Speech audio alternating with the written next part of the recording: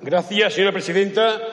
Señorías, a sabiendas la diputada del Partido Popular que fue una proposición de ley de Esquerra Republicana la que hizo posible que este plenario admitiera a trámite el texto republicano para dar lugar a su tramitación,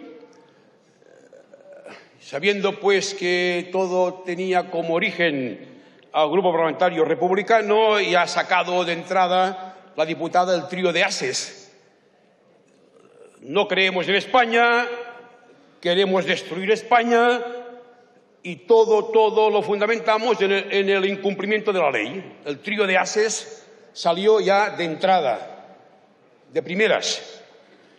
Bien, nos parece que esto es un reduccionismo intelectual y un infantilismo político que no nos merecemos. Bien, creo que no se lo merece nadie, independientemente del partido político o la ideología que secunda. No se hubiera podido preguntar la diputada por qué razón el independentismo ha crecido en Cataluña. Quizás debería preguntarse si el Estado español hubiera reconocido su plurinacionalidad, su pluriculturalidad y el plurilingüismo, quizás el independentismo no hubiera crecido tanto.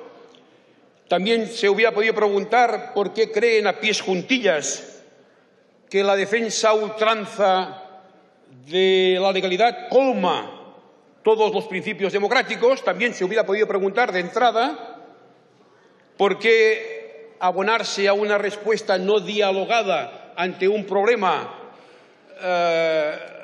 garantiza su éxito. Y finalmente también se hubiera podido preguntar por qué creen que van a conseguir el consentimiento de una mayoría de los catalanes utilizando respuestas autoritarias. Pero, bien, este es mi póker de ases, 4 razones frente al trío de ases de la diputada. Pero vayamos al meollo de la cuestión. Nosotros no entendemos que un grupo parlamentario tan importante como el Grupo Parlamentario Popular, que sustenta un gobierno monocolor del Partido Popular, no presente proyectos de ley.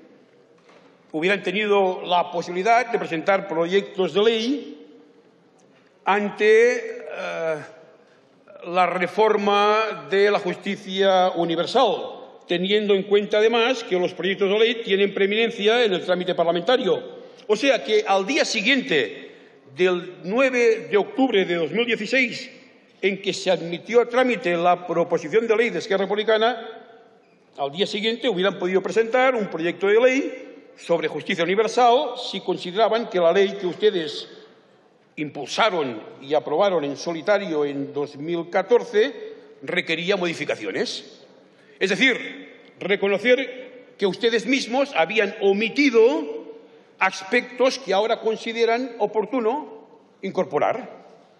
Este proyecto de ley hubiera pasado por delante de nuestra proposición de ley. Bien, ya no es nuestra, ya es del conjunto de este Parlamento. Si no estaban satisfechos con el proyecto de ley del 2014, si consideraban que se habían olvidado algunas cuestiones, bien, pues presenten un proyecto de ley y ya lo hubieran resuelto. Y respecto al grupo parlamentario, dicho con todo respeto, porque no queremos invadir ni que se considere una desconsideración hacia los compañeros del Partido Popular, del grupo parlamentario, ustedes son el grupo mayoritario de la Cámara, pueden presentar todas las proposiciones de ley que les venga en gana. Sin embargo, el Grupo Parlamentario de Esquerra Republicana, como otros grupos parlamentarios minoritarios, tenemos muy pocas posibilidades. Una sola proposición de ley por periodo de sesiones. ¿De verdad no han encontrado otro mecanismo para enmendar los errores de la ley que ustedes aprobaron en 2014? Esto es un comportamiento, ya no hablo de fair play, que esto es quizás pedir demasiado, pero vaya, yo creo que desmerece un tanto la importancia de un grupo parlamentario popular, que es un grupo parlamentario que ha apoyado gobiernos o ha liderado históricamente la oposición. Resulta que en poco más de 3 años, desde que el Gobierno tuvo la oportunidad y tiempo de corregir sus errores, no lo han hecho y ahora vienen a desvirtuar la proposición de ley que este Parlamento asumió. Nuestra proposición de ley, su proposición de ley, no tenía como finalidad enmendar los errores suyos, sino derogar su ley. De hecho, también pretendíamos, y aquí está el quid de la cuestión de si en el trámite parlamentario podríamos llegar a más o menos consensos con el Grupo Socialista, nosotros incluso queríamos derogar la reforma que ustedes pactaron con el PSOE del año 2009. Por cierto, es posible que los distintos grupos parlamentarios estuviésemos de acuerdo en incorporar las correcciones que ustedes ahora presentan. Es posible. Podríamos incorporar, nosotros creo que no tendríamos no pondríamos oposición a incorporar lo que ustedes solicitan en el trámite de enmiendas al texto, en la ponencia. Podríamos incorporar en el apartado 4, letra D, la pesca ilegal, y en el apartado O del mismo apartado, el tráfico de órganos. Pero nosotros, fíjense aquí, ¿dónde está la trampa? Nosotros creemos en la justicia universal y si decidimos incorporar lo que ustedes pretenden, habría que contextualizarlo bajo el prisma de la justicia universal. Es decir, que se persiga independientemente de la vinculación de que exista una víctima española o que el procedimiento se dirija contra un extranjero que resida habitualmente en España, etcétera, etcétera, etcétera. Es decir, una verdadera justicia universal. Por otro lado, nuestro grupo parlamentario, quizás también, me atrevo a decir, a otros grupos parlamentarios que difieren de ustedes, quizás también verían bien incorporar en el apartado 3 los delitos de blanqueo de capitales y votaríamos a favor de una enmienda, pese a que no forma parte de los preceptos que modifica nuestra proposición de ley. Dicho esto, para que quede claro que no lo chupamos el dedo.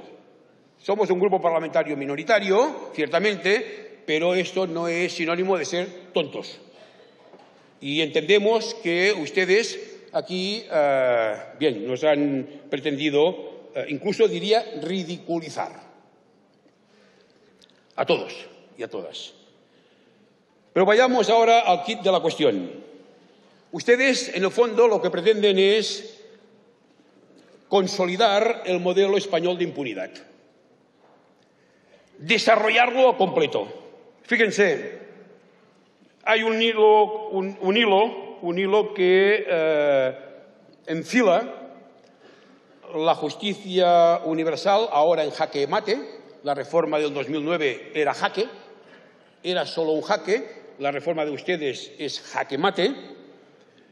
Esto se alinea con la ley de la memoria e incluso con leyes colaterales como la ley de asilo. Todo forma parte de un mismo modelo legislativo que lo que va haciendo es reforzando aquello que internacionalmente se ha venido a llamar el modelo español de impunidad. De hecho, la próxima semana seguiremos en ello. La próxima semana se presenta una proposición de ley firmada por distintos grupos parlamentarios de esta Cámara. Se va a substanciar el próximo martes para que la ley del 15 de octubre del año 1977, la llamada ley de amnistía, ley de punto final, la ley de punto final de amnistía del año 77 incorpore la capacidad de juzgar a aquellas personas que cometieron en el Estado español delitos contra la humanidad, crímenes de lesa humanidad, o delitos similares.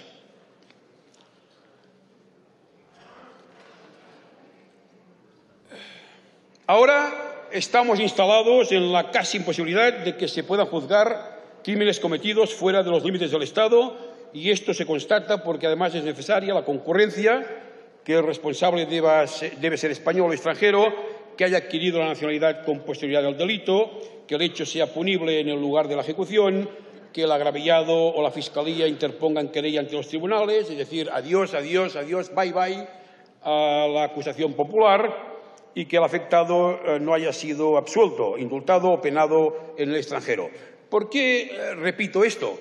Porque quede evidenciado aquello que hemos denominado el jaque mate a la justicia universal. Y en esto andamos. En el actual contexto llevamos 18 años solo del siglo XXI. Quizás ingenuamente habríamos creído que el siglo XXI sería otro siglo de las luces, de la paz, que la tecnología nos permitiría grandes avances en el bienestar de las sociedades, y resulta que llevamos solamente 18 años de siglo XXI y ya vislumbramos que quizás será incluso más duro que el siglo XX. Siglo XX, 2 guerras mundiales, genocidios a granel y un desequilibrio en la distribución de la riqueza a nivel planetario enorme. Llevamos 18 años y todo apunta a que el siglo XXI será un siglo duro, difícil, y que encaramos retos que no hemos querido ver o que, repito, ingenuamente y estúpidamente habíamos creído que eran cosa del pasado. Lo cual pone en valor el compromiso de las sociedades avanzadas, no solamente en frenar y dinamitar la justicia universal, sino preguntarnos cómo y de qué manera estamos obligados a convertirnos en el faro, en la avanzadilla de aquellas sociedades que, precisamente porque han sufrido pasados fascistas, totalitarios o militaristas, estamos obligados a ser el mascarón de proa para encarar estos tiempos venideros tan difíciles. Y esto, señora diputada, no tiene nada que ver con el hecho de ser republicanos o ser monárquicos. Muchas gracias. Muchas gracias.